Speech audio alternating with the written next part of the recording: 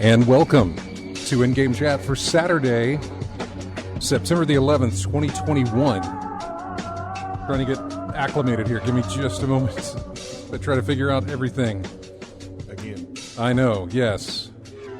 Like my mic was way too hot. That's way too loud. So I'm just trying to get everything set. It's all new, it's all different, and I'm trying not to kill you guys with too much volume there. So, anyway, welcome to the show for September the 11th, 2021. It's season 15, episode 30. I'm Scott. Hang on, let's find you guys. Yeah, I'm not here. I think that's you. I don't hear me in my ears. You don't hear you in your ears? I don't hear myself in my ears. That's weird. I hear the music, but I don't hear myself. I'm hoping it's nothing with this. Yeah, box. turn her volume up if you could. She's number 2. Okay, let's see, wait. Can you hear yourself? 1, 2, 1, 2. I hear myself. Okay, good. Thank you. Okay, and then I think RJ, you are. Which one are you, RJ? Not sure. I think it's the third one, maybe. I found you. Okay. All right. 1, 2, and 4. Okay, that makes sense. 1, 2, 3, 4. Okay. Good. So now we know So how to count. we're good now. Yeah, we figured out how to count, and so now we can get on with the show here. As I try to again, this is just so different. Yeah. And if anything's wrong, I'm sure the chat will let us know. Yeah, but I can't see the chat. It's over here. I can't have it in front of me. But it's in front of me, so we're good. Well, that's good. If you want to get in touch with us, our phone number is 334-272-9228, 334-272-9228 is the number. Check out ingamechat.net for all the links to get in touch with us. You can find us on Twitter at InGameChat. You can also find us on Facebook, as well as, I don't know, we're all over the place. Yes, we are. Email us, everyone, at ingamechat.net. Streaming right now on twitch.tv. You can go there, type in twitch.tv, go there, type in in-game chat, and you'll be able to find us live and watch us live while we broadcast. You hit the magic button, didn't you? I don't know. I'm trying to. It's just so weird. It's just strange. Doesn't sound. What? I hear somebody's volume. Is your computer volume? It is. That's one thing I did not turn down. That's me. That's okay. Okay. It's all right. Don't worry that about out. it. Trust me. This is, this is gonna. We'll take some time. We'll get there. We will get there.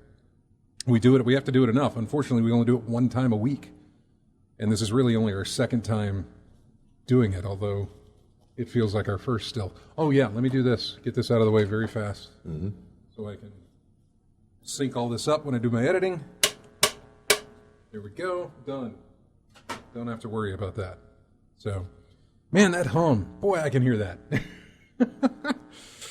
Yeah, I wish I could tell you that, that doesn't do it. And none of that does it. It's,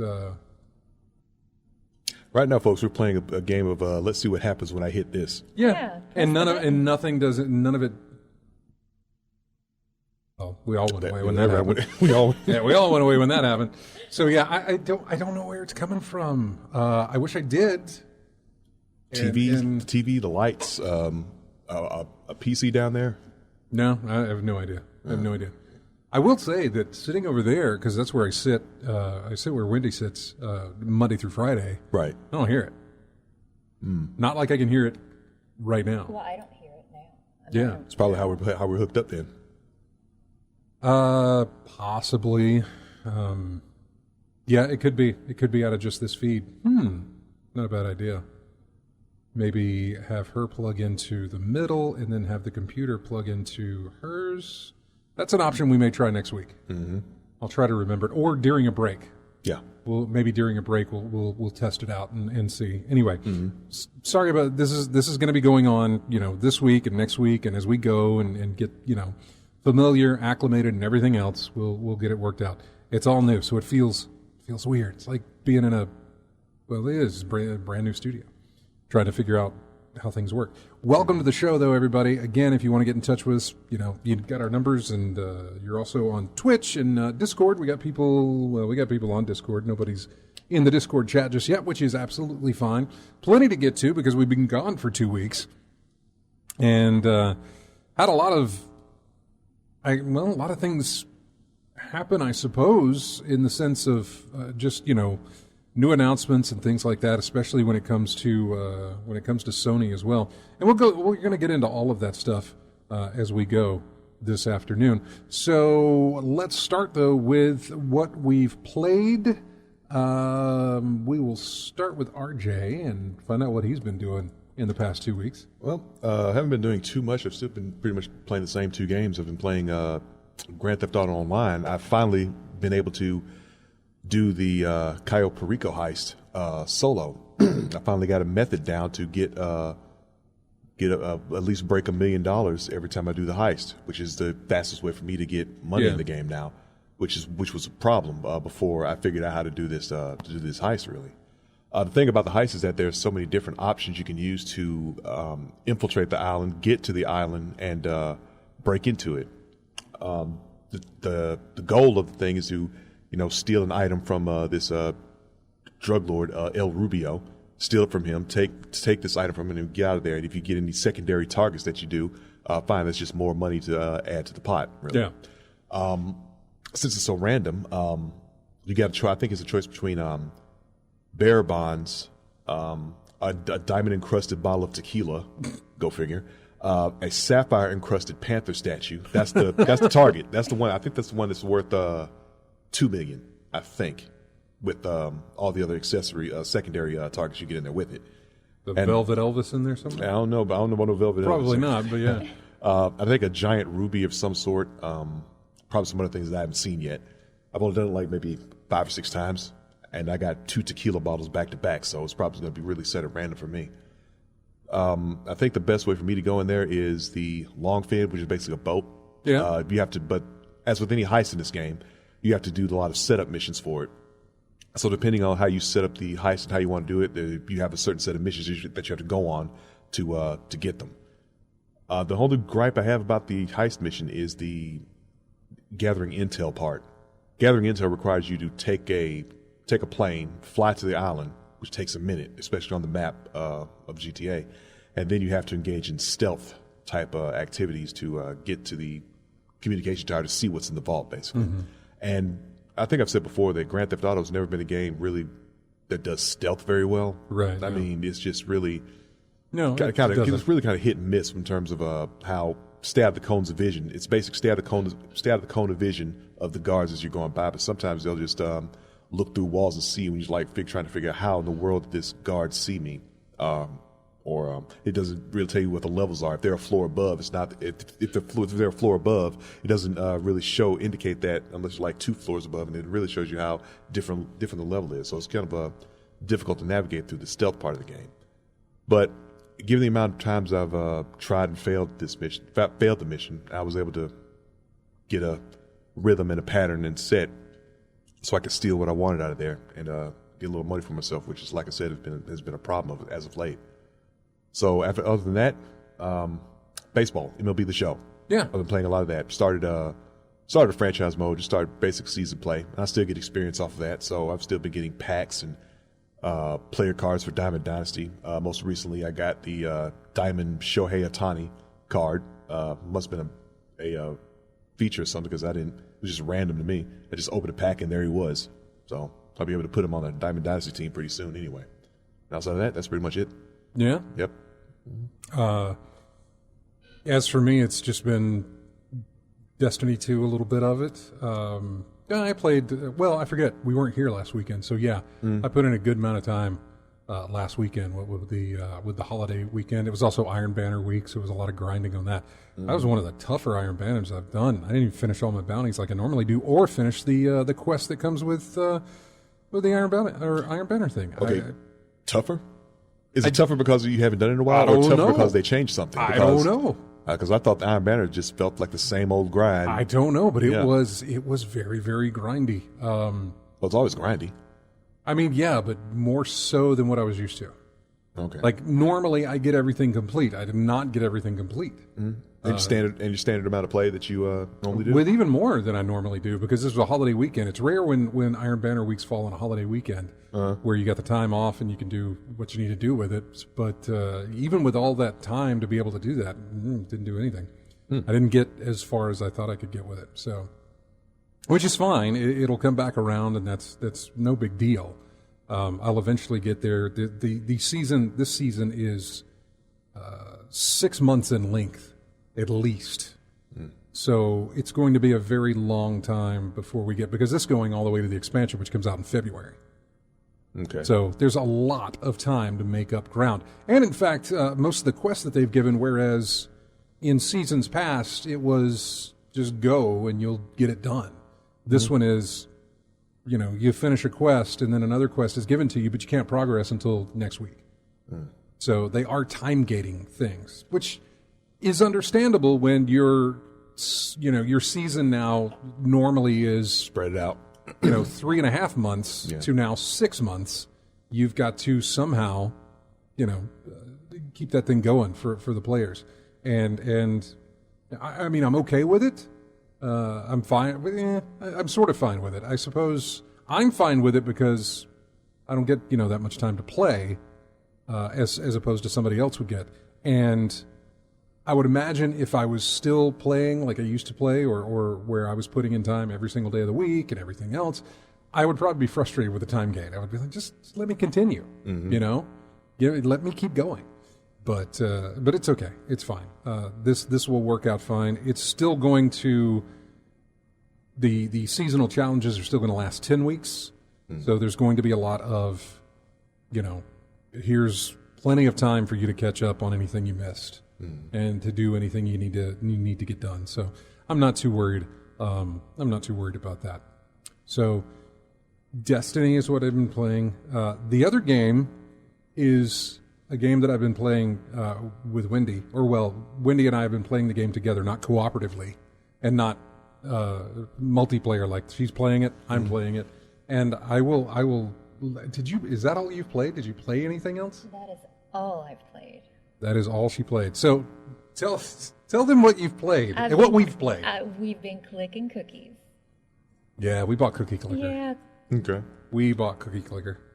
I'm hooked on the cookies.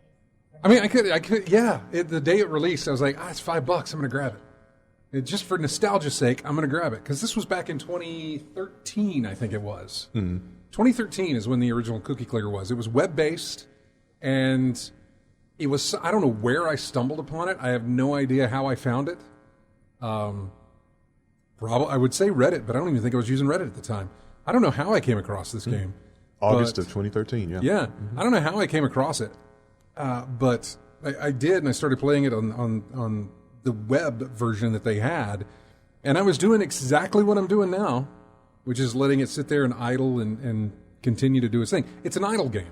For those who aren't aware of what those are, it's a game where you can fire it up, and at a certain point, not very far into the game, you can leave it alone, and it'll just continue to do it. You can come back to it and increase what it does while it sits by itself, and actively increase the amount of cookies that you make. But yeah, it's an idle game. You just leave it there. It does the rest. You don't have to worry about it. It really basically spawned the whole genre of that sort of idle clicking type of game, which if you're not familiar with, then obviously it wasn't that big of a thing. But there's tons of games out there now that are just what is it? I think there's something called Idle Champions of the Forgotten Realm or something like that, where it's nothing but set it and forget it. You know, that's exactly how it works. So, yeah, Cookie Clicker. In fact, there was an article there where it says more people are. Yes, I want to do. I wish it would just default to open up in thing I tell it to instead of all this other stuff. No thanks. Yeah, more people are playing Cookie Clicker than Rainbow Six Siege, Civilization 6, Phasmophobia. It was in the top 15 most played games by concurrent users. It is currently it was in the 14th position, which was ahead of all of those. Even Warframe, it was ahead of all of those. So, yeah. Warframe's still going after all this time. It says it's fueled by the nostalgia of those who lost hours of attention to it in 2013. So yeah, it was fun to go back to and enjoy and play and experience. And I'm remembering parts of it. You know, as I play, I'm remembering, oh yeah, that was a thing, or this is a thing, or whatever the case may be. It's kind of like getting on a bike type of thing, you know, where it just sort of you don't forget. There's aspects to it that I've forgotten, like just how many different buildings can you have that are making cookies for you. Because this thing is still going, and a lot of these I don't remember from ever how long ago. I don't remember I opened up a new one. It's a chance something. I have no idea, but it's a building I don't ever remember opening up before. And all you do is just make cookies. Right now I'm baking. I think it's like 16 billion a second. 16 billion cookies a second. Yeah. So I was in the trillions, but I hit what's the one after trillion? Quintillion? I think so. I think it's quintillion, yeah. I think that's where I'm at. So a lot of cookies being made. Where are you at? You've done a lot of different stuff. Yeah, see, I ascended a couple of times, and I tried that route, and you have to keep starting over, and I'm getting tired of it. So I'm going to stop ascending and just let everything build up. Yeah, but She's not going to stop ascending. It just it burns that it's just there's this thing up there in the corner, and she just got to click. Well, you know why I'm here. Why I'm waiting for things to take a turn. Right, and you have to keep doing it. You have to keep building up your amount of cookies before it takes that turn. Right. Because once you own a bunch of grandmas who are making cookies for you, you can open up the bingo center, which will then start doing research to apply upgrades to what you're doing. And eventually you're going to get to the elder upgrade or something like that, which will change how the game plays. If you decide to do that, you don't have to do that. You can just continue making cookies as long as you want. Well, no, I'm here for... I know, you're here for the end of the world, the Graham Apocalypse, or whatever it is. I'm here for the Graham Apocalypse. Yeah. That's what I'm waiting for. That's the only reason I'm clicking cookies. That's the actual term. What? Grandma Apocalypse. It is. It's a thing. It's something they've come to terms, or they've come to term. The thing that happens is the Grandma Apocalypse, because you have a bunch of grandmas, and the grandmas are already cranky. They're already cranky. Right. They're already cranky. They don't like doing it. They feel like you're just your slave driver, making them make all these cookies, and then you do something that completely changes the way the game's played. Suddenly, as you're making cookies, there are things that comes in and starts reducing your production. Mm-hmm.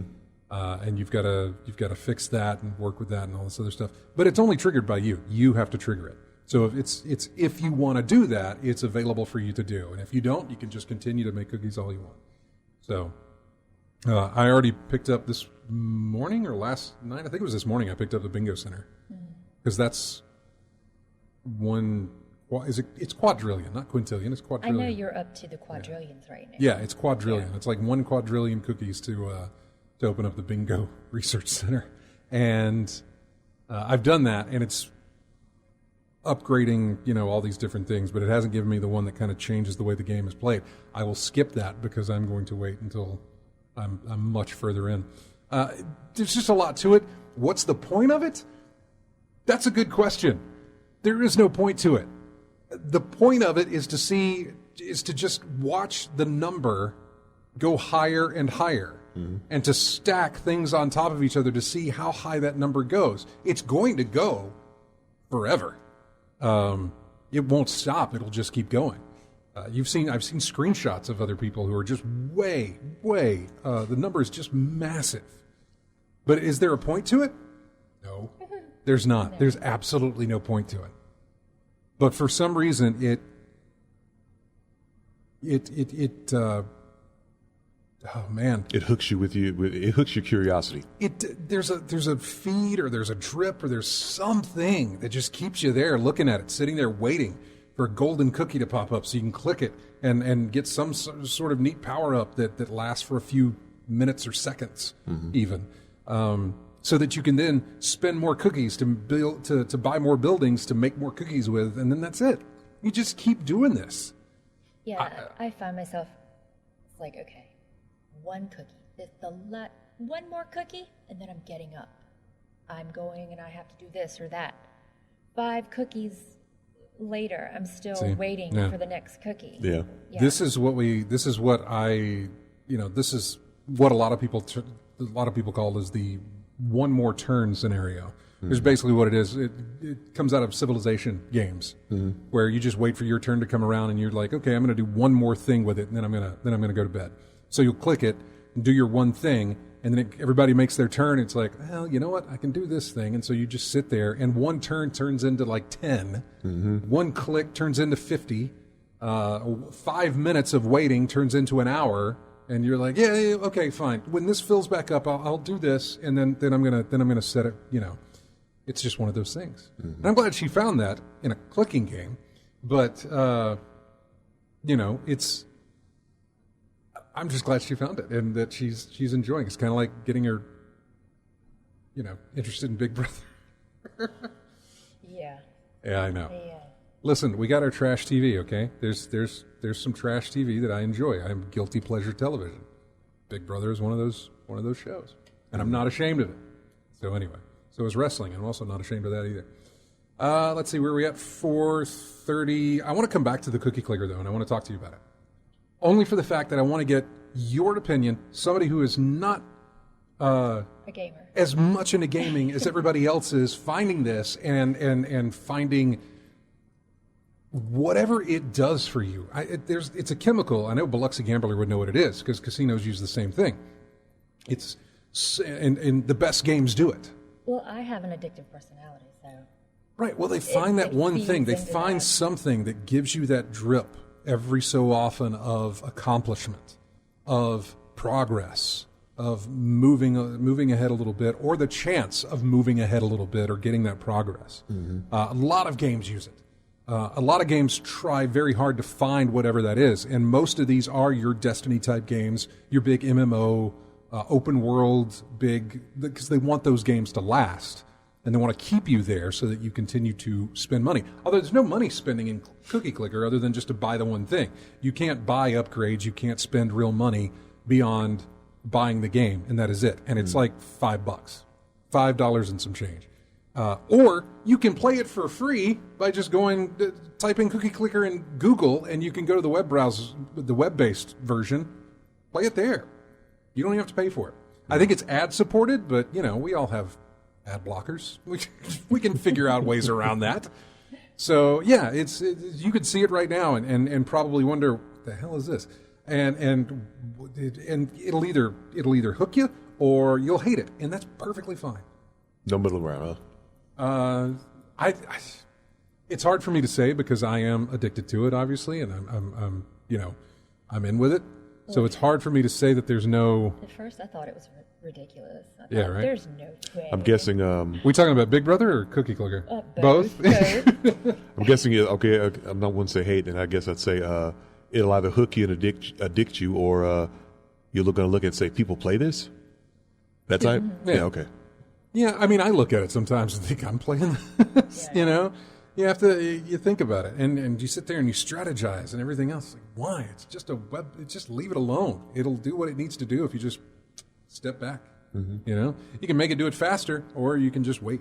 You don't have to worry about it too much. So, I don't know. It's an interesting concept, and I want to talk about it with her since this is something that has pulled her in, and we'll compare it to something kind of like Animal Crossing, because I know that's your other game that you really enjoyed. We haven't played it in a while, but it's the first one that really kind of got you into the whole thing, just to find out what was the appeal to that compared to the appeal to this. There's nothing that we ever rehearsed. I never sent these questions to her. Yeah. They're hitting me right now as we speak. So anyway, we're going to take a break. Might try and mess with the headphones here. So those of you who are listening on on Twitch and are watching, you might hear some audio cutouts and stuff like that. But yeah, we're going to come right back with more of In-Game Chat right after this. Music here from a game called Song of Iron. I think this is very Viking-ish, so you're going to hear some real guttural type stuff here. Speaking of Viking, or not Vikings, Norse. Well, Norse, Vikings, yeah. Speaking of that, we're going to talk about, God of War. The stuff we saw from the PlayStation Showcase. Did you watch any of that, by the way? Okay. We'll be back with more of In-Game Chat right after this.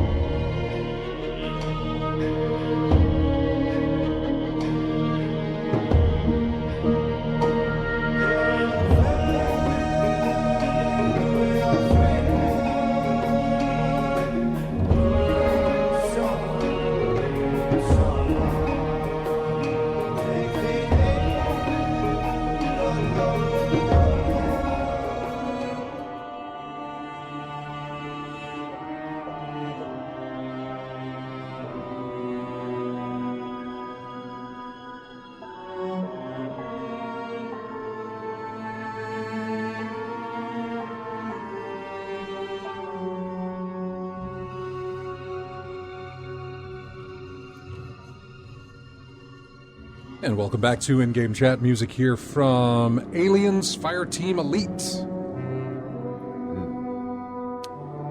It's a game that I say it just came out. I think it was a few weeks ago that it came out. A couple weeks ago. Yeah, I haven't played it. It's gotten good.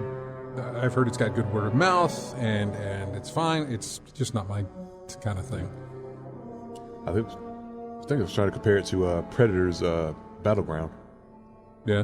Yeah. Hunting Ground. It was Battleground. I know the one you're talking about. Yeah. Yeah. So, but just not my thing. But I'm, glad it's out there. Anytime an Alien game can do well, because they've had some really bad ones in the past. Yeah.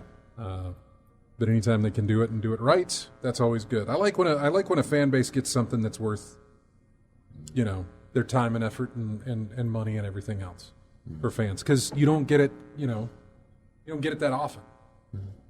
Games At least some of the big ones, it takes a while for them to get made. So it's one of those situations where let's look at the Batman games, for instance, the Arkham games from Rocksteady. Right. Batman, and every year or every time they're going to announce, it's like, ooh, the next Batman game is going to get announced, and then they announce it, and then after the third one, it's like, okay, well, we know that they're done with it. What's their next game going to be?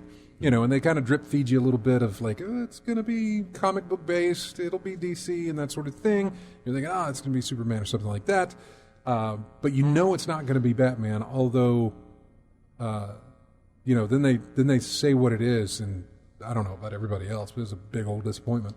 And we still haven't seen anything. Apparently we're supposed to see something, I think, coming up in October for the DC event that's going on in October. Mm-hmm. We'll get more of Gotham Knights, and we'll get more, I think, of the Suicide Squad, maybe.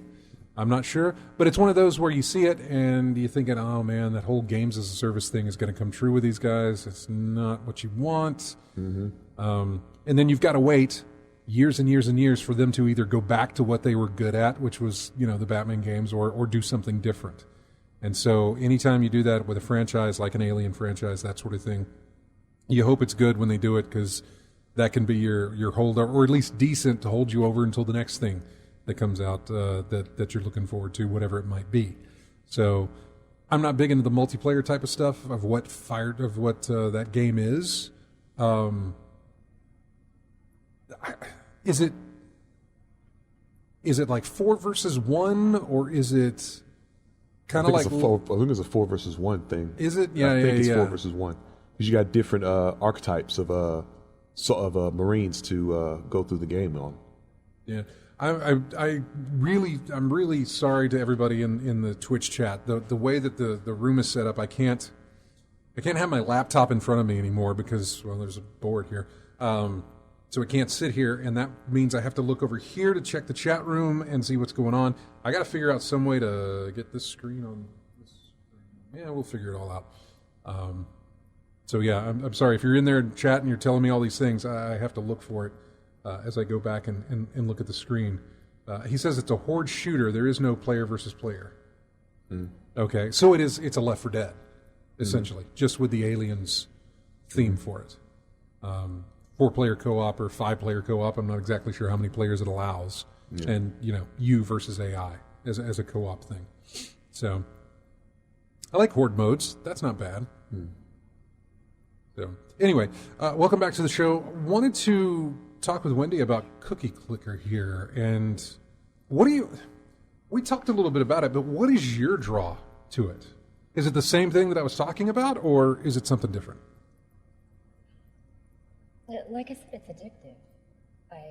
But what is the addiction? What keeps you doing it? One more time. Yeah? Just one more time, and seeing the numbers go up. That's why I cannot go to Vegas. I can't. There's no way I'd be hooked. Yeah, just, I would. We've all been to Vegas, haven't we? I have. Have you? No, and I don't want to go. She hasn't been to Vegas. She doesn't want to go. Yeah, when I went to Evo. You went to Evo, though. I went to Evo, yeah. But there was a casino in the building we went. So, yeah, so it's everywhere. There's slots when you get off the plane. Yeah, so it's just casinos everywhere, right? And the weirdest thing I took out of there was the guy drunkenly staggering out the lobby, that one, and the fact that... Where'd you stay? Bally's, I think. Really? The Bally's okay. one, yeah. But I think the thing that got me more than anything else was the fact that in the casino, no windows, but you look up at the ceiling and it's painted like the morning sky. So it's like you don't have your sense of time is altered and affected, and that just really stuck out to me more than anything about that. And when I thought about the reasons why it's painted that way, I was like, oh, that's kind of dirty, but but that's how to get your money, really. Yeah, so that's what stuck out to me more about that whole thing. I know not really a gambler. I mean, I was like, okay, I'll try this slot one time. Okay, I'm done. Let's go home. I got more Street Fighter to train for in the game in the tournament tomorrow. So yeah, that was pretty much my focus with the entire thing. But I saw some folks there. They went there, took $1,000 and blew that away, or just try to get money like that. Oh yeah. I mean, the secret really is just like take what you can afford to lose. it's simple, but it's hard for people to execute that idea. Just take what you can afford to lose, and after that, let it go. But it's called an addiction for a reason. Yeah, it never pulled me in that regard. Yeah, never pulled me in. I did play some when I was there, but it was not. It was nothing that was hard to leave, I suppose, or where it was like I really want to keep going. It wasn't pulling me in like any kind of a video game ever pulled me in. And most of the stuff out there is just video machines of all kinds of different games, and I actually don't like those. I would rather sit down and play, blackjack if that's what I'm going to do. Sit down, actually hold the card, not sit there and press buttons to play blackjack, or with an actual dealer. With an actual dealer, with an actual dealer, and play poker with actual people. Yeah, I don't like the machine part of it. Yeah, I never have, mainly because that's all built upon, and of course this has got to be Biloxi gambling. Yeah, and the other thing is that I know that they're set. It's kind of like your claw machines in other games of chance you see in department stores or retail stores or something like that, where you can put in and do the claw thing.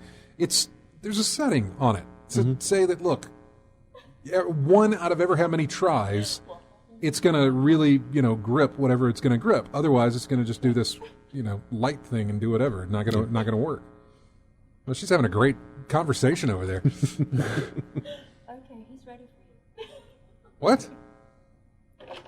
Is exactly who I thought it was? Yeah. Yeah, I figured that was it. So he's probably got a lot. He's probably going to school me in a lot of stuff here, since I know he knows it. Hey, man.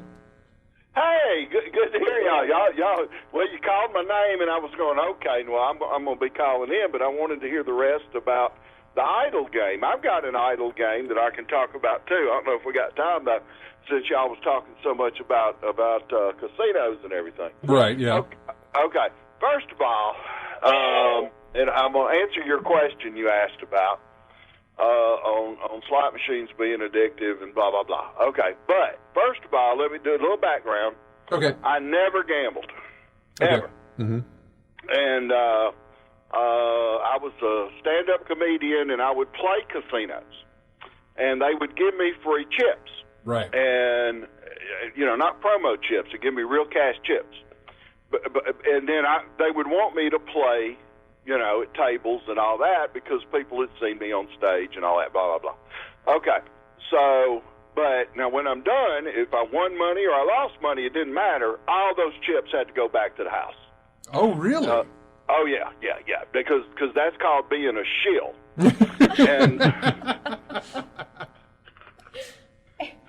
well, that's true. Yeah, in no, fact, I get when it. you go in a casino sometimes and you see somebody playing, say, baccarat, and they're playing by themselves and they got a lot of money.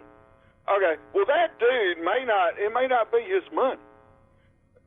He may work for the casino as a shill. Mm-hmm. So and then you go, well, that table's hitting over there. I'm gonna play that guy. No. He ain't getting that money. Anyway, what you're talking about on the slot machines? See, now I usually have somebody drive me or have somebody ride with me because I have to have babysitters, caretakers, bodyguards, whatever. I don't know. There's like 5 different girls, and they're all ex-girlfriends, and one of them, they coordinate amongst themselves on who's going to go with me, because nobody will let me go by myself. And they make me do stupid things like eat and sleep, crap like that. And but I get the sweet and all that kind of whatever. They do what I tell you what, Jay. Now I'm a good bit older than you, but I tell you what, when I'm standing at a dice table and my chip trays are full with all the pretty chips. Yeah. Not them little chips. I'm talking about them gold chips and purple chips and all that. All of a sudden, there'll be some girl come up to me. I mean, she could be a bathing suit model. I mean, 20-something years old, barely old enough to be in the thing. And she'll go, can you help me play this game? I don't know how to play it, And And then one of my bodyguards who's playing slot machines will immediately come over and get in between us and go, how are you, and smile at me and then give her the devil look like, you're not getting any of this money, go away. So all the other old men at the table and old women, they, we laugh about it because we know. But anyway, that's why. But I wouldn't fall for that crap anyway. I understand, who I am and everything. Yeah, if you understand who you, and that's the thing. If you know yourself that well, you can keep yourself out of that situation. Absolutely, man. I'm 60 years old. What's a 25-year-old girl all of a sudden thinking I'm good looking? But I mean, that's the point. You have to know you've got to know your limits. You got to know exactly what it is that does that to you. Because if it like Wendy does, if it's strong, if you already know what that is, you don't go. You stay away. If you ride with me to Biloxi, here's what I tell everybody that rides with me or that's driving me. I say, don't bring, this goes to RJ, what you said is so right on. I say, of course I preach it, and I say, take your bankroll right now, and if you can't throw it out the window and have a good time, I mean, throw it out the window on the side of the road and have zero money and come back and have a good time. If you can't do that, then don't bring that money. Yep. Mm-hmm. Do not bring that money in there. It's odd. See, I don't go gambling a lot. Well, I don't go gambling at all, mainly because I don't get out of town to go do that. Nor I probably look at it where just stay away from it, especially if it's just the machines. I don't like the machines. I like the tables.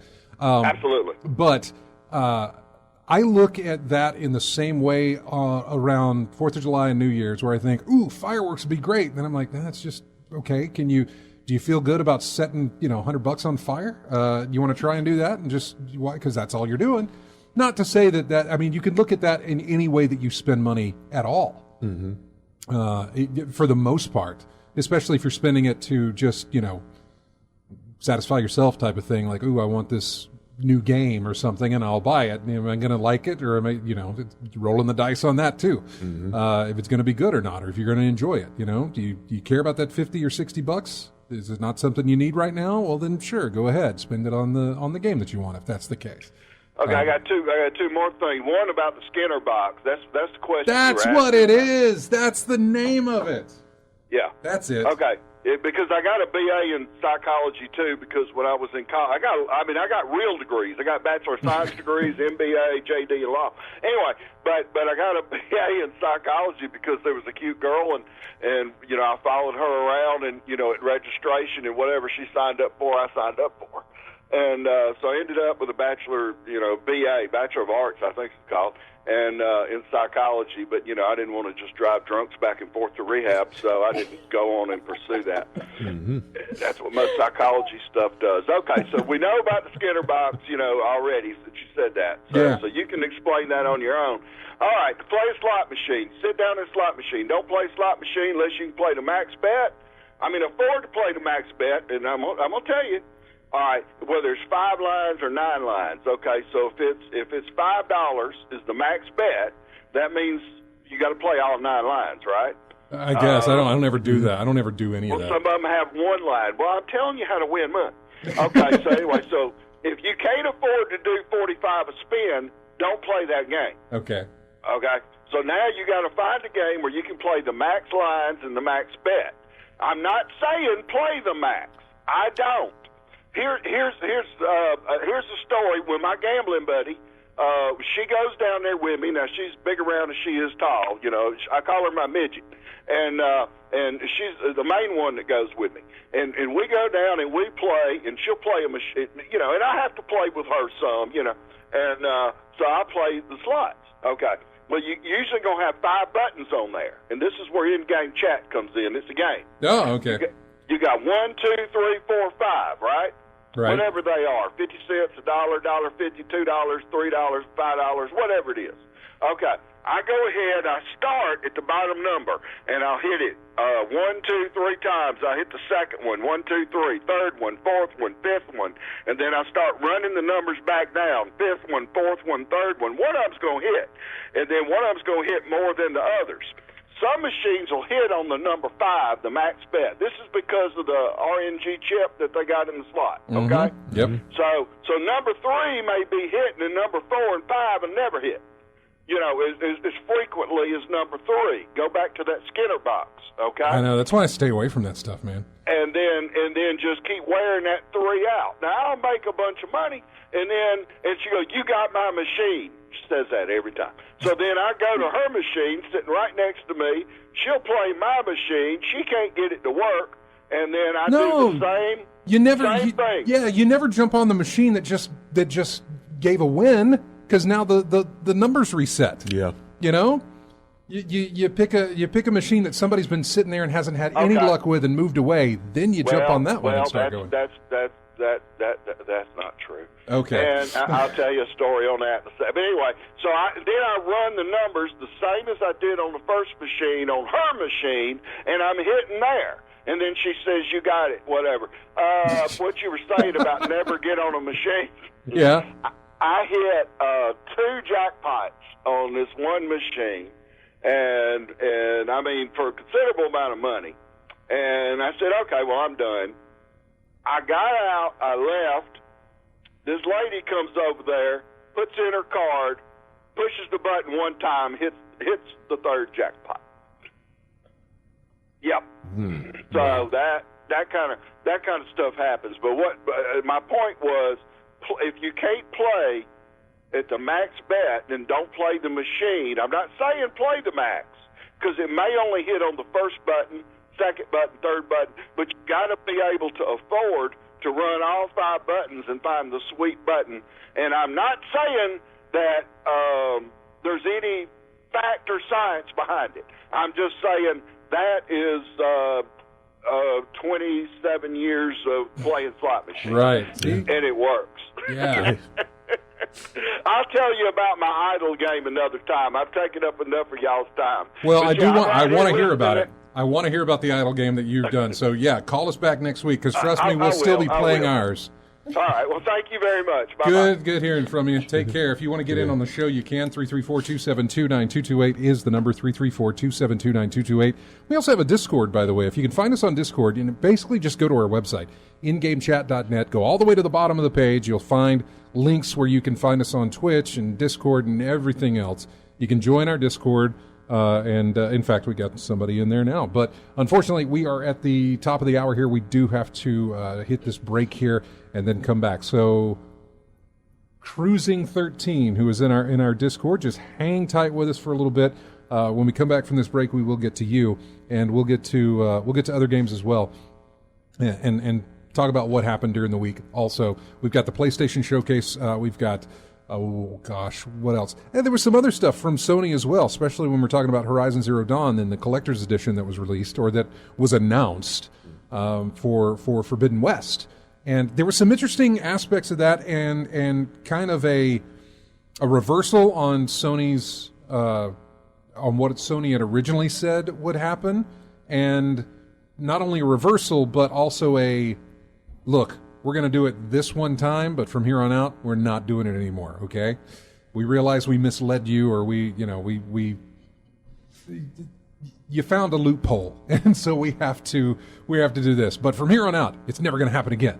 Anyway, we'll tell you about that coming up here on In-Game Chat. Music here from a game called, it's a game called Lake, and apparently all you do is deliver mail around a very large lake. That's it. The best I can tell with the demo, we played the demo. We did. Back when it was during the Indie Games Week or whatever it was, we played the demo, and all it was you delivering packages around a very large lake. Very chill type of game, if you're into that. But, and I am into like really chill type games, but not that one. That was more frustrating than it was relaxing and calm. But anyway, this is music from Lake. We'll be back with more of In-Game Chat right after this.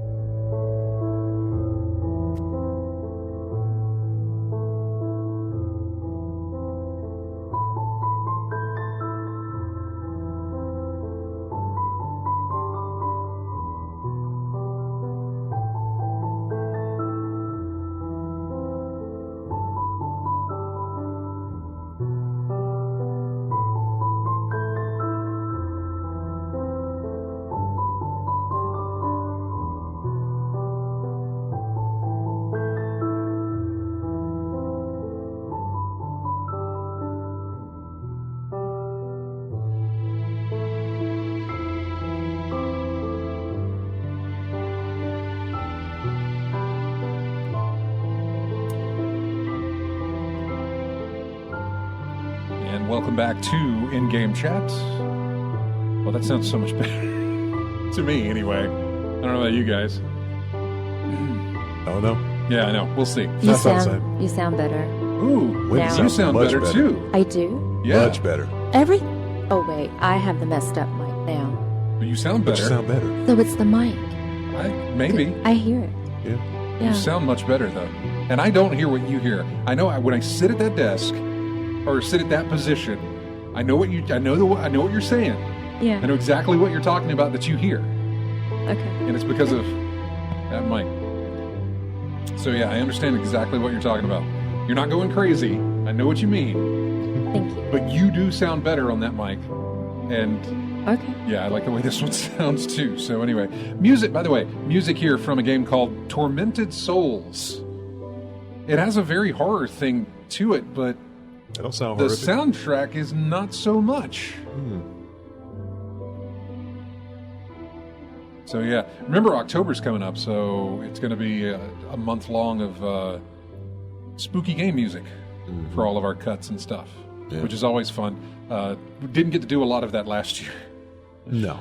I remember last year, I think we got in one show for the month of October, and then and then I was out sick. Yeah. And that show, whatever show it was, I think reran like 3 weeks back to back to back to back before we get back in because I just couldn't function. Couldn't You do were another. ill, I yeah. couldn't make another show. I couldn't. I was so miserable with the COVID. Anyway, that's what that music's from. Is Tormented Souls. I think it came out recently. Okay. I'm not sure exactly which system it came out for, or if it's all of them or something like that. But that's where it came out. Let's go. Where is my computer button? And let's go to Discord here. And I believe we're going to be talking to Cruising. I hope I have the right button pressed here. Hey, Cruising, you there? Oh, yeah. I was waiting to be called. I didn't know if you wanted me to wait to be called or whatever. No, yeah. I just want to make sure you're there. I want to make sure also that I had the right thing on the board here pressed up so that we could hear you. Okay.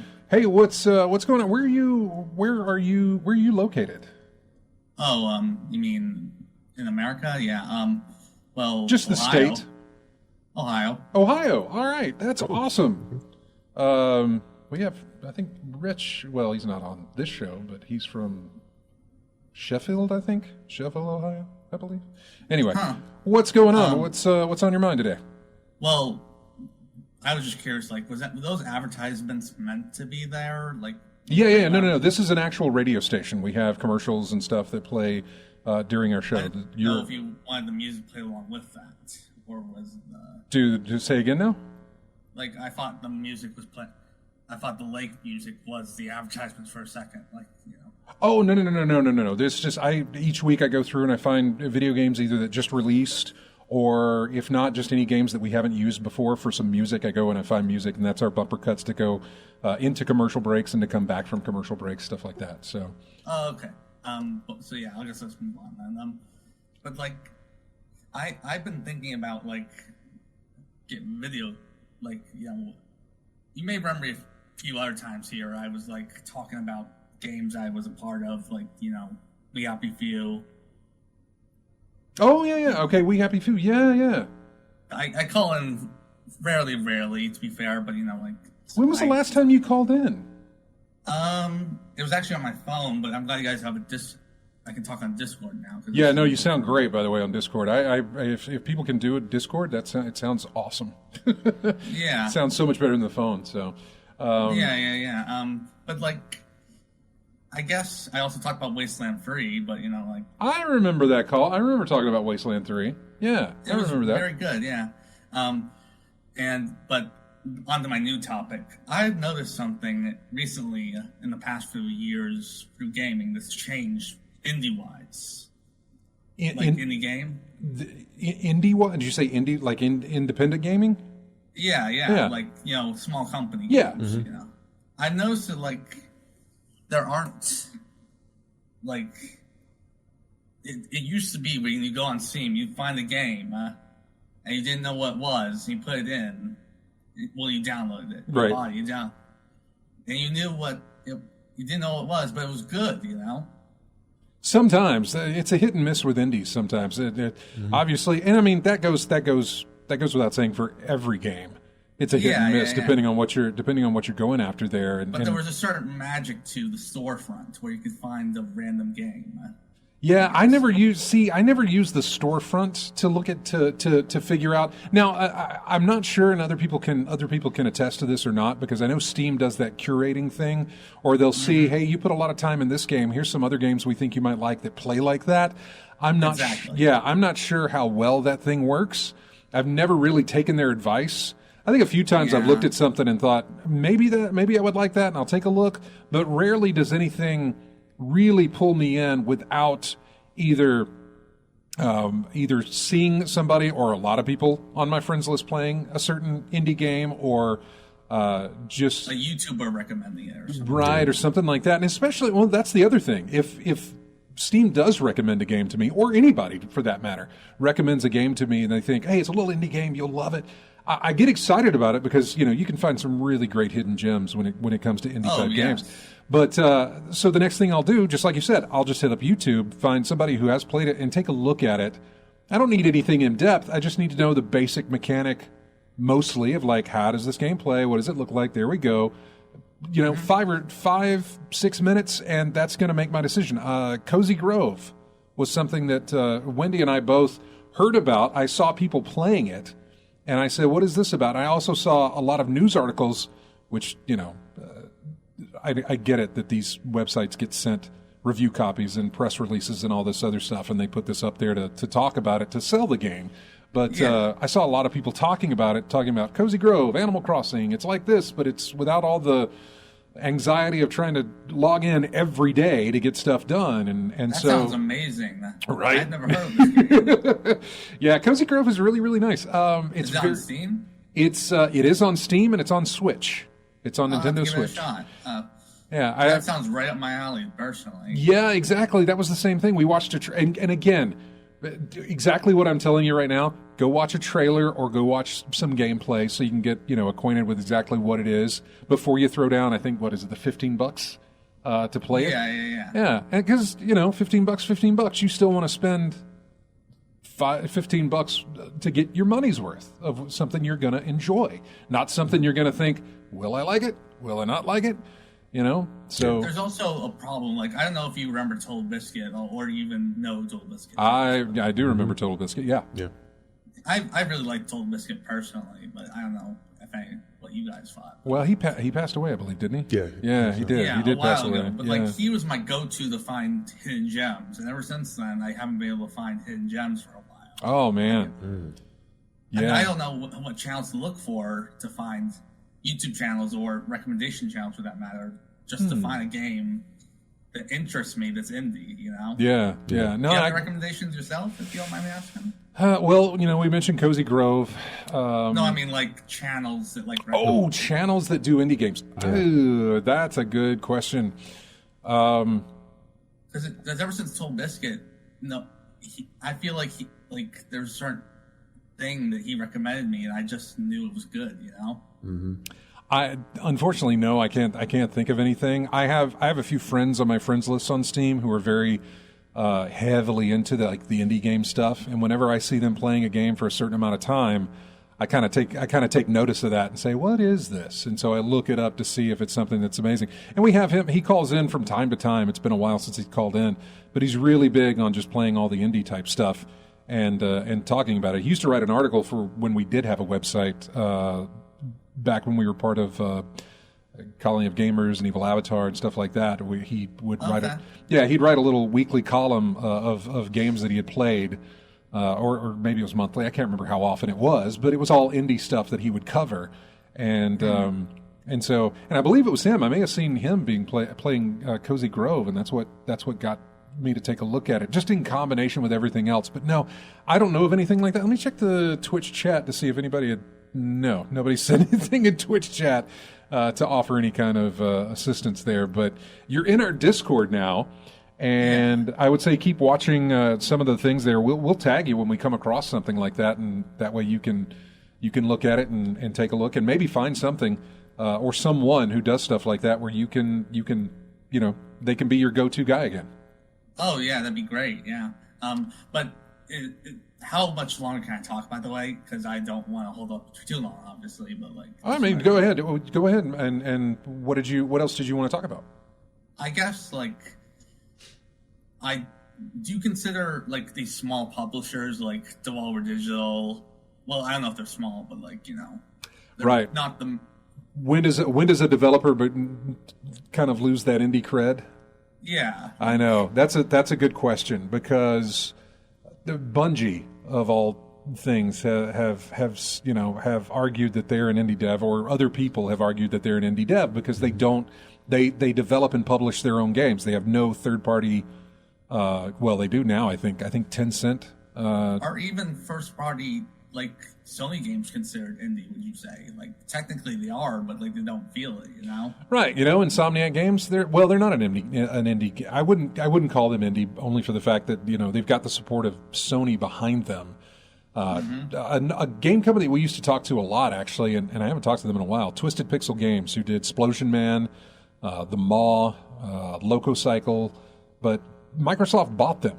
They were an indie studio, and then Microsoft bought them, and they still operated as an indie studio. It's not like they increased their staff once Microsoft bought them. They just had more money to put into the projects they were making.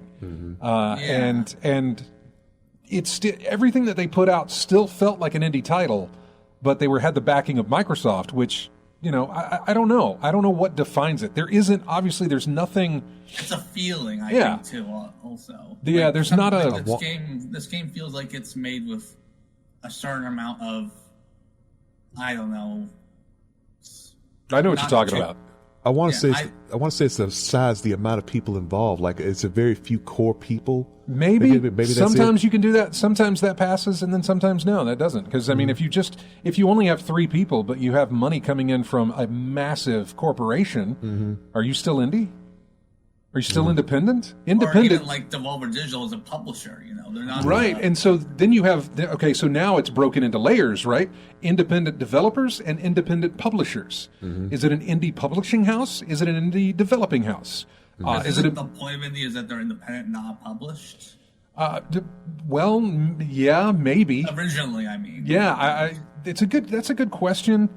What defines an indie developer, indie house, indie studio, or whatever? Yeah, exactly. If you're going for an indie developer, I would think it's just you, nobody else, no outside help. If you're an indie publisher, then I would think it's the money that you make off the games that you publish in order for you to then publish more games. But you don't have. It's all from you. There is no backing. But if you're an indie publisher that is helping developers develop and publish a game, then are those developers independent? Yeah, it's definitely. I don't know. We're probably splitting hairs, and it probably makes no difference regardless. But I'm that's a good thing. No, it doesn't. But it's an interesting topic. I think. Yeah. So we got size, funding, and influence. Maybe basically those 3 things. Really, maybe. Minecraft was considered an indie game for a long time. Yeah, Microsoft bought them, right? Yeah, Microsoft bought them. Yeah. It was Mojang, I believe. Wasn't that the? But I don't know if you consider Minecraft an indie game even nowadays, because is Minecraft an indie game? I don't know. No, it's Microsoft now. I mean, Microsoft is putting all the money in it. They're multi-platform. You could see there's holes in all of these where it's like, that's indie, but then you can say, well, I don't know because of this, and it's just. I think it's all on personal perspective. Yeah, you're right. It's going to be your own definition of what you think an indie is. Obviously, I'm not forcing it on anyone. I'm just saying, it's like I mean, not to go back to the game, the topic of the day, which would be Cookie Clicker, but one guy developed that game. Yeah. And it's a web-based game, and it's on Steam. There is no publisher. It is just the one guy, and that is it.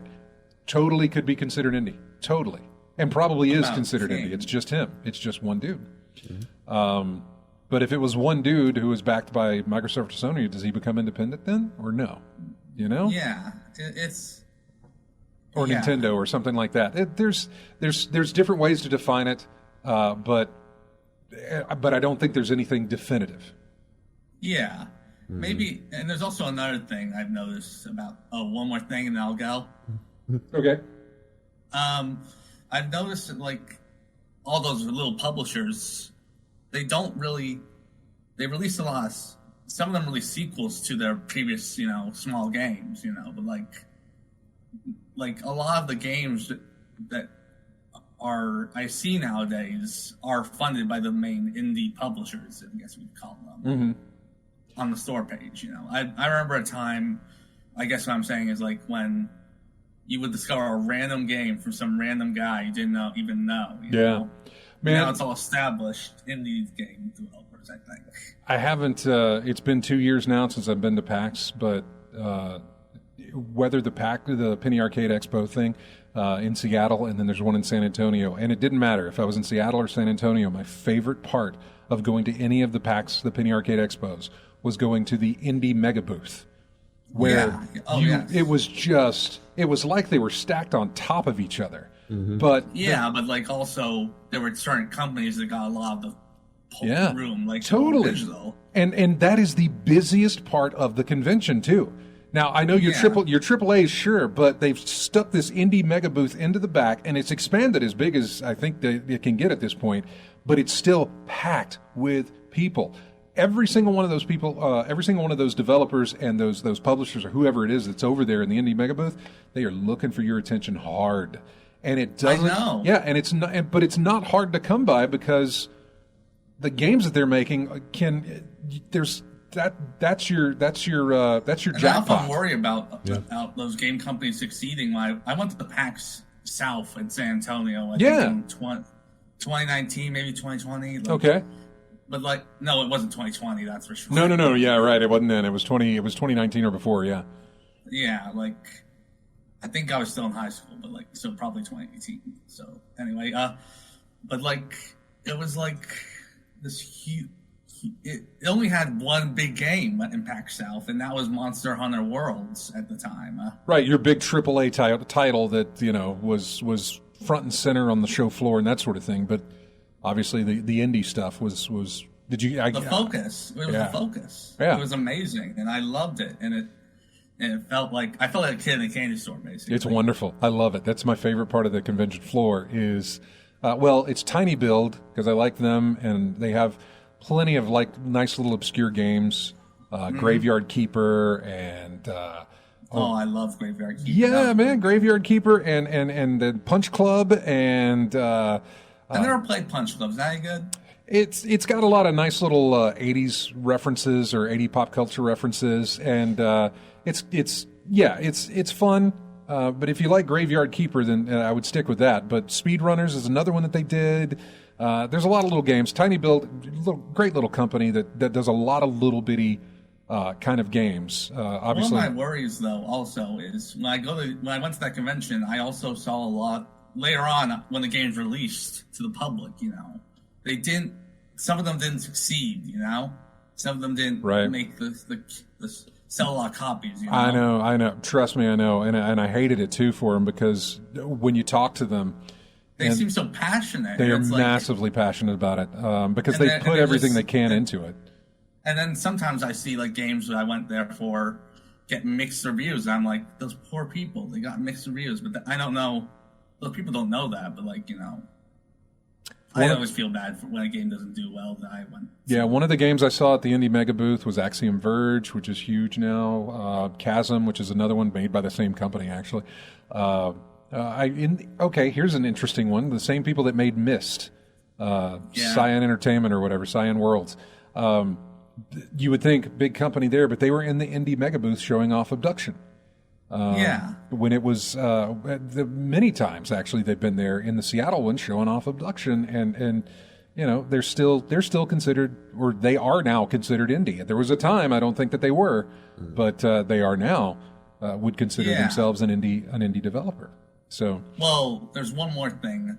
I remember playing a game called Crystals and something. I can't remember the name now, but at the booth, and it was so fun. It was basically a match-free game, but it had its own gimmick, and it didn't sell well, and that really disappointed me. Yeah, trust me, I know. You'll walk through that booth and you'll see people crowded around some of these big 4-player type, battle games or any other thing where people are just crowding. You think that's probably going to get real successful, and then it releases and it doesn't do too well. You know, Yeah. it's a little different. And you knew the people too. I know. Yeah, I know. Well, that's all I wanted to say. So. Well, dude, thanks so much. Hang around in our Discord there. Again, I'm with you on the indie thing. I love indie games. I just don't. I can't find. They're there, but it's just hard for me to stumble upon one that really, ticks that box of wanting to continue to play it, or it hits the right notes and everything like that. So, but yeah, thanks so much for coming on the show, man.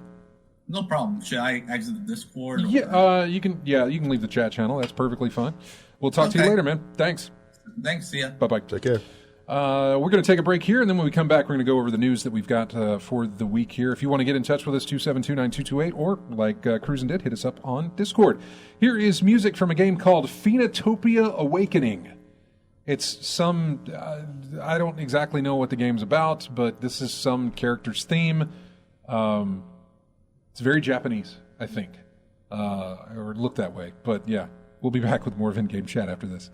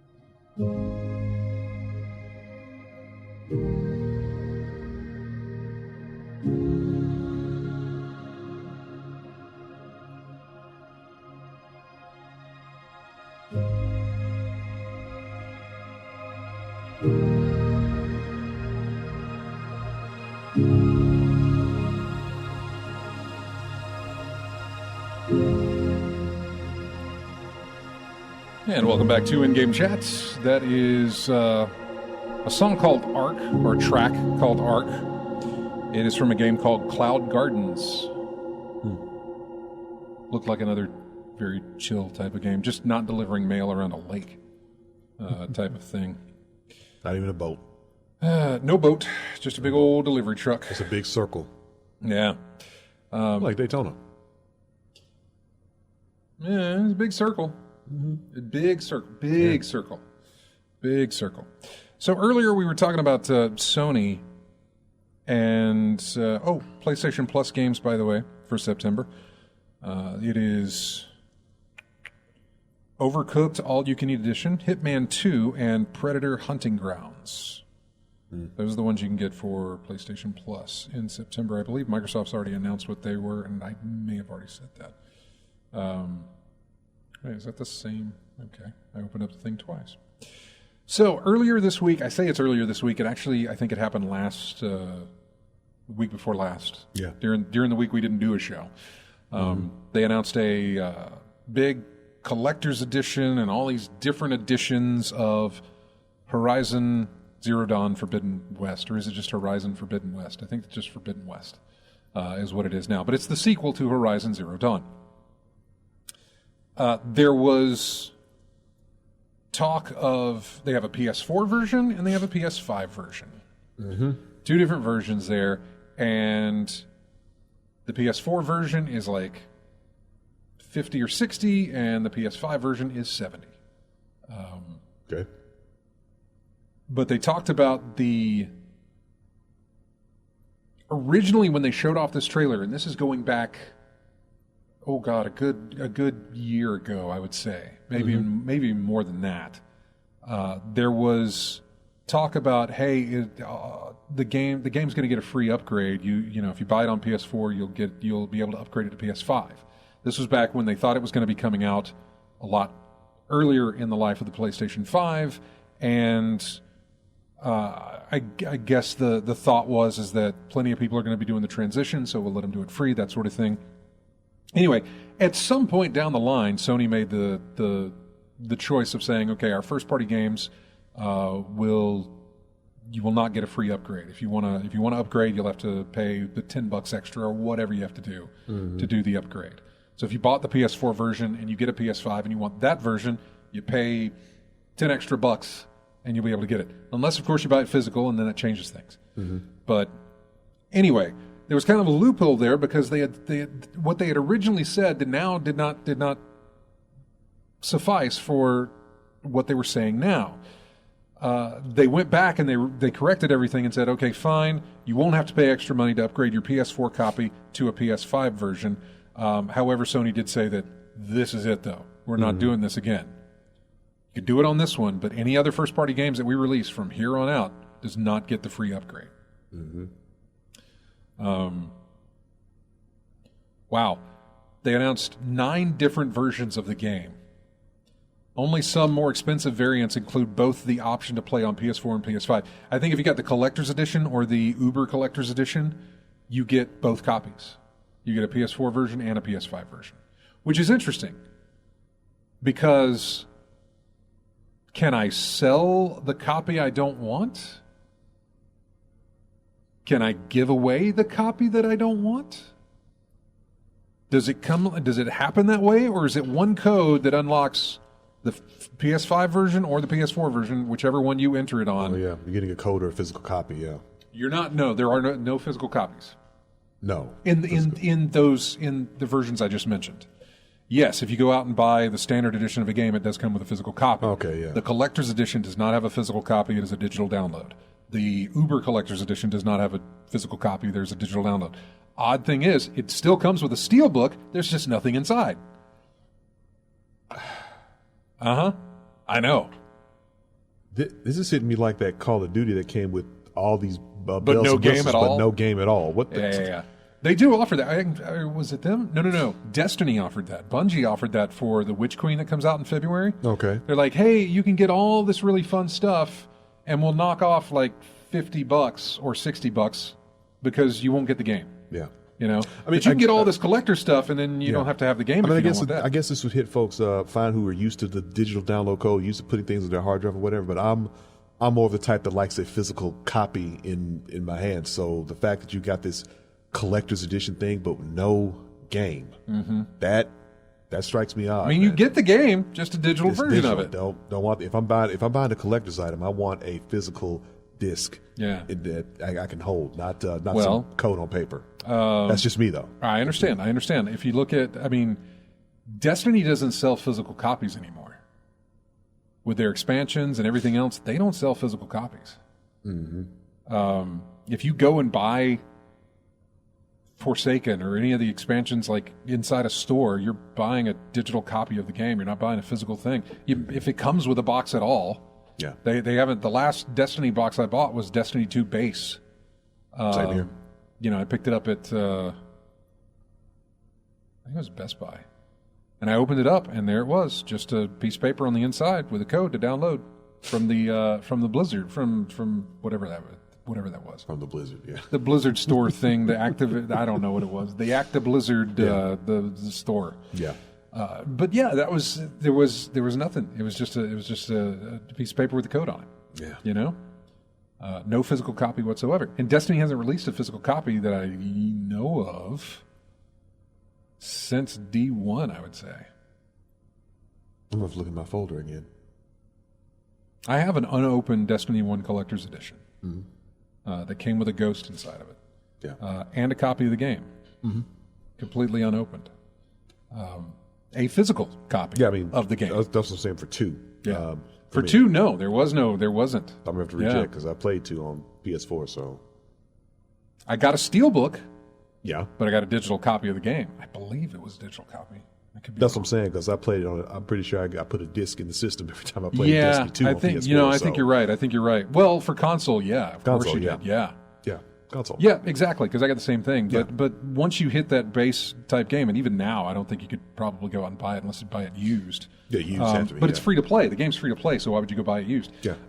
So yeah, there's just no physical copies exist of that, and that's how it is with that. But I think, I don't know, it takes money to produce those physical copies. Yeah. You got to have enough people who are it's always buying been, those. It's always been said that it's easier to you can make a bigger profit if you just make it digital instead of having to pay the money on producing So- discs and everything like that. So yeah, and this is a conversation that you were probably a part of, but I know James was here. I think We it's talked about you it and James was talking about it. because we're like, the digital side of games.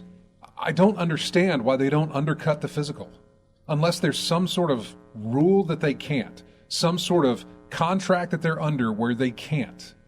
Well, we know they can because the store sometimes has sales. Yeah. But on a brand new release game, I would think you would not at a loss, but if you make it cheaper than the physical, then you incentivize it so much better. Yeah. But oftentimes it's more expensive than the physical, especially when you get into the used aspect of games. When you want to buy something used, even though I understand how some stores, you know the stores I'm talking about, I'm just not going to say their name. You know how some stores will say, well, the used version is just $5 cheaper. And I'm like, oh, I'd rather just pay the extra $5 to get a brand new copy. Yeah. And be done with it. But I understand. Still, that's $5 cheaper than what the retail version is and what the online store version is. Yeah. They could really move some product if they just, be like, hey, you don't have to pay for packaging, so here's a cheaper version of the game that you want. You just got to have hard drive space or want to do the digital thing. Some people don't. Would you do it based on price, or are you still just stuck with the? It's just what I'm used to informing and for getting a digital. Not digital, a physical copy. That's what I've been used to. What I'm doing for decades. But I can understand the aspect of digital only. I mean, some games I've got digital only. I couldn't get a physical copy. The only way I could play this game is get digital only. So I just have to bite the bullet and get that, and make sure I got the hard drive space and everything of that nature. But yeah, I mean, and if push comes to shove, man, a game get popular enough, you get test the success of places like Nicalis or limited run games and things like that. When they make a physical copy of something and they see it out there and bam, you want to pick that up. I've double dipped on some games like that for that, just for the collectability and nostalgia. You had the digital and then you wanted the physical? Yeah, I got the digital. I think most recently Panzer Dragoon Remake. That finally came in from limited run games. The physical came in. It looks really nice. Got the big Sega Saturn case with the reversible things. Yeah, the collectability of it. Really. But when you talk about limited run games, they make it worth your while Yeah. because they really they really kick it up to make it worth owning a physical copy. Streets of Rage 4 has had a really nice physical from them as well. Looks really nice, yeah. So I'll pick that up. Double dip sometimes, yeah. Still haven't done a limited run games thing yet. Yeah. I imagine I'll get there. Just they got to hit the right game that maybe I want a physical copy it's just of. just get their newsletter and they'll tell you what's coming up. If it's something that you like, pick it up. If not, just move on to the next. And it was tempting with that Castlevania thing they did, but I still passed on that. So, but yeah, it was just 9 different versions of the game, and then none of them offered free or even a paid upgrade path from the basic PS4 version to the PS5 edition. This was odd because in the past, Sony had promised that these kind of upgrades would be free. Now, after a lot of online pushback and criticism, Sony has reversed course and will offer a free upgrade path for the Horizon sequel.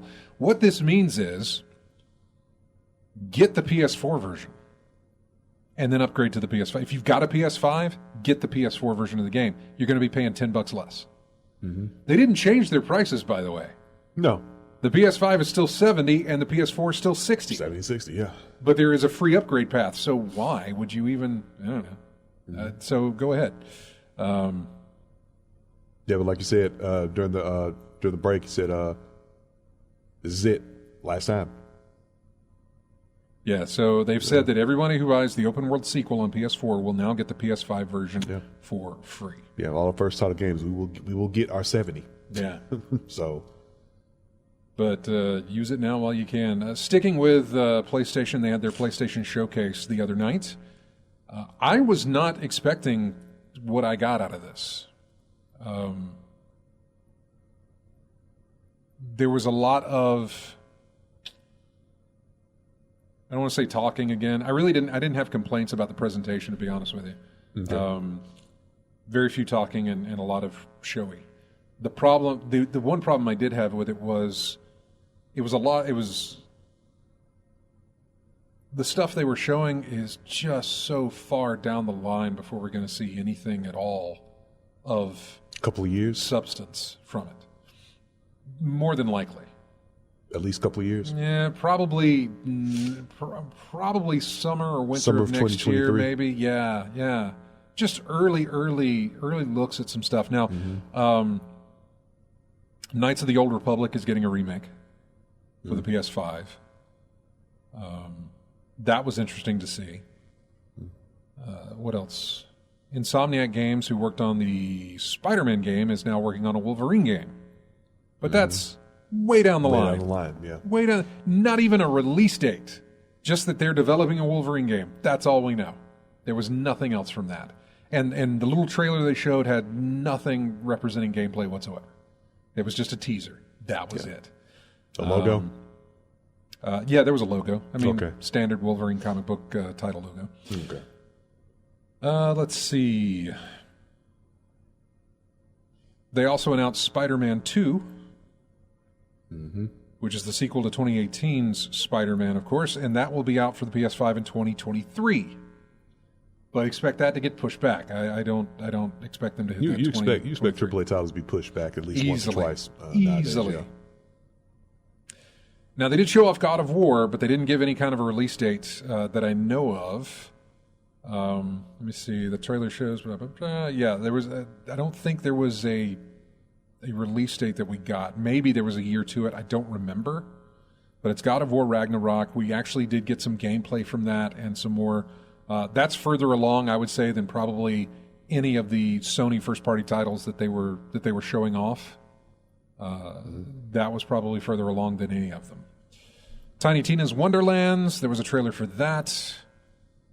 Project Eve. Is it Parasite Eve? No, I thought so too because I heard Eve mentioned when they were doing during the trailer, but it's Project Eve. I don't think it has anything to do with Parasite Eve. The combat was interesting to see. I tell you, it gave me a very Platinum Games feel. Gave me a very Platinum Games vibe. It is not Platinum Games, but it gave me one.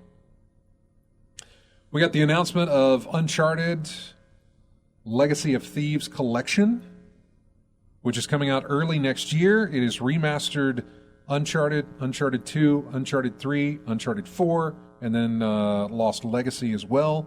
All of them for both. 5-pack. Yeah, for PlayStation 5 and for PC, which was interesting that they're going to be released on PC. Yeah, because the PS4 collection was 1, 2, and 3, right? Yeah, the Nathan Drake collection is Drake what it was collection called. is 1, 2, and 3. That was 1, 2, and 3. And then they released 4, and then they released Lost Legacy. Okay, so I've got them all already. You do. I just haven't played 3 and... No, I haven't finished 2. I played 1, haven't finished 2, and haven't played any others. So just another title to add, just a few more titles to add to the backlog, of course.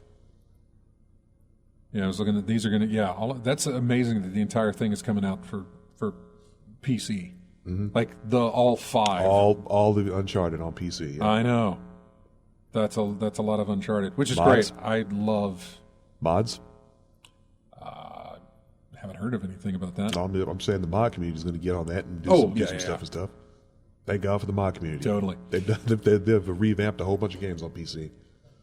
I'm not a PC gamer, but I've thought about some games on PC because of mods. Well, so we got Blood Hunt, which was Vampire the Masquerade's multiplayer thing. Gran Turismo, man. Gran Turismo 7. March 4th, 2022 is when that's getting released. That's a beautiful game to look at, but I have no desire to play that. It's way too simulation. Yeah. You know? And I actually enjoy watching people play that game who enjoy playing simulated driving games. Who knows how to tweak an engine to do exactly what it wants for whatever track they're running on. But when I get into them, no. Yeah. I just want to look at the pretty cars. That's pretty much it. Because it's just gorgeous. They are gorgeous in this game. I have not seen, like, you can Forza, whatever. I know they run with it. And they do it yearly, but when Gran Turismo talks about, like, we're going to release a game, it is once a decade, it feels like, that they release a title. Yeah. Because it is so gorgeous. Mm-hmm. The amount of time they spend on making those games look so amazing. Guardians of the Galaxy, I'm just not sold on that game from Square Enix. Deathloop, another trailer for Deathloop. Mm-hmm. Getting closer and closer. Ghostwire Tokyo got a trailer. It's delayed to 2022, but it got a trailer. It didn't really tell me much of what was going on, but I'm still kind of hooked. Another announcement that they made was the next-gen version of Grand Theft Auto 5. And all I've seen since this is articles that say everybody's ready for the next Grand Theft Auto, but Rockstar does not want to give that to you. People are tired of this Grand Theft Auto 5, man. There was a trailer at this PlayStation showcase for GTA 5. So you're not showing us anything new? No, it's just GTA 5 for PlayStation 5. And Grand Theft Auto Online for PlayStation 5. That's it. Yeah. They keep making the cookies. They won't stop. Because it keeps making the money. Well, that's the thing. They got something that they make cookies, and then when they sell this, it makes more cookies. And so they don't do anything with it. So why would they stop? At some point. Well, at some point it'll stop, but I don't see it stopping anytime soon. They gotta because they still keep making content for it. I know. They gotta get to 6 at some point, right? As long as five, when 5 stops making money for them. Maybe. Yeah, I'm so sorry, Lethal Migraine. I know that you're over there. It's just if you're watching on cam, the chat room is off to my left here, and I have to actively, turn around and look and try and read at that distance and try and keep up with the chat room. So I'm so sorry that I'm not able to relay people's chats and what they're saying and get that out there to get your opinion done. Alan Wake is getting a remaster. We kind of knew about that ahead of time, but that's a fantastic game. I can't wait to play that on as a remaster type title. Although if it comes, it probably won't. At the time it was released, it was on Microsoft, and so it should be a part of Game Pass. But they're not. It's going to be on PlayStation 5 now. I believe it will be out for the Microsoft system as well. Yeah, it'll be out for PlayStations 4 and 5, Xbox, and PC. I think I had that on Steam. I do have it on Steam. You're right. Yeah. We also got to see a game called Forspoken.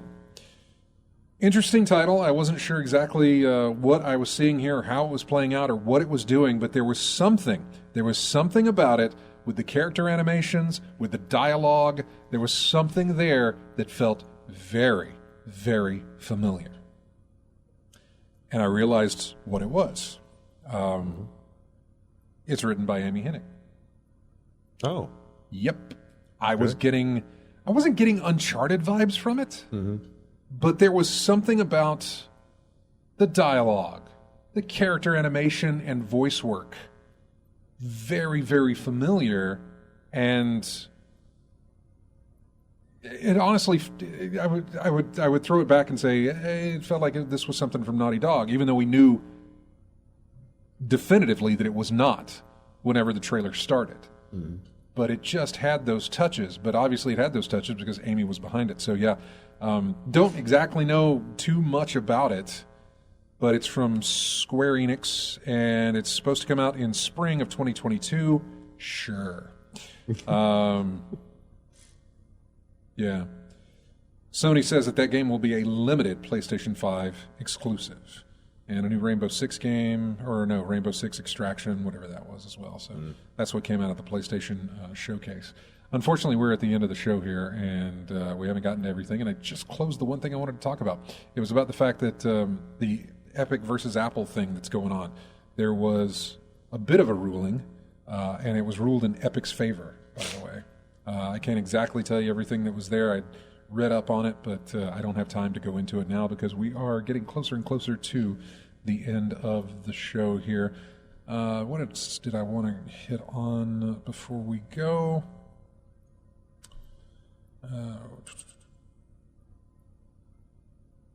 I had some reviews for WarioWare, and there was another game as well that I had some reviews for also. WarioWare is a nice little mini game collection. I don't know if you ever played it when it was on, I think it was on GameCube, and I think it was on some of your handheld systems as well, and now it's on the Switch. I'm looking here at 4 out of 5, 9, 8, 4 out of 5, 8, 4 out of 5. Yeah, so 3 out of 5. Yeah, really good reviews all the way around, but it's nothing but a bunch of little mini games. I want to say I had it when it was on the Wii U, maybe? Or the Wii itself. I'm not sure exactly which system it was. I really enjoyed it. No. I'm sorry, it was on the DS. Oh, okay. Yeah, it was on, I believe it was on the DS. And I really, really enjoyed it. So good to see that it's got some favorable reviews there. Anyway, we want to thank everybody for joining us in the chat room, as well as everybody listening on the show, or the radio, and the stream, by the way, as well. Thanks to everybody who grabs us each week from iTunes, or, well, however you get our show for later use. We do appreciate it. Don't forget to join our Discord. You can find that by going to our website, ingamechat.net. Go all the way to the bottom. You'll see the Discord. You'll see the link to the Discord, the link to Twitch, the link to our YouTube channel, where you can also subscribe and watch there. Subscribe to us on Twitch. You'll get notifications every time we go live, which is usually just every Saturday at 4. But sometimes we do stream. So I'll stream some Cookie Clicker. What? We sit there and watch it, right? I'm sure. Different. Look, if you go to Twitch and you go through their games, I bet you'll find Cookie Clicker on there not too far from the top of the list. Or at least search for it, and you'll see somebody with like 13,000 people watching somebody play Cookie Clicker. Oh, yeah, let's see. Are you going to try that right now? I'm just going to put Cookie Clicker in the search thing. And For Twitch? yeah, we'll see what happens. See channels, 28 viewers. People. Just Cookie Clicker. That's a viewer. Categories. 169 viewers. Let's see past videos. Yesterday, someone had from Spain, a little over 14,000 views. a 4-hour, 20-minute video got 14,000 views yesterday. Let's see. Yeah, that's a big one. Right? Yeah. Just watching Cookie Clicker. Just watching Cookie Clicker. Yep. Hey, by the way, we can cross-play in Destiny now. I want to say I told you that already, but yeah. Okay. I don't think I have it installed. You on your PlayStation and me on the PC, we can cross-play. Okay. Yep. I just had to put it on my system. Yeah, well, it's if you want to. All 300. Yeah, a whole bunch of gigs. Oh, boy. There's a whole bunch of gigs and Yeah, updates. it is. Yeah, it's a lot. Hey. All right, folks. I took Cyberpunk off there for a reason because it was that big, so yeah. Yeah. Okay. Well, we appreciate everybody joining us. Thank you guys so much. Biloxi Gambler for calling in, Cruising for joining us on Discord. Everybody have a fantastic week. We will do this again next week. Here is music from a game called The Artful Escape, which I believe is on Game Pass. Don't know much about it. It looks really pretty. This is called Ode to Lightman. Have a great week. We'll see you next Saturday.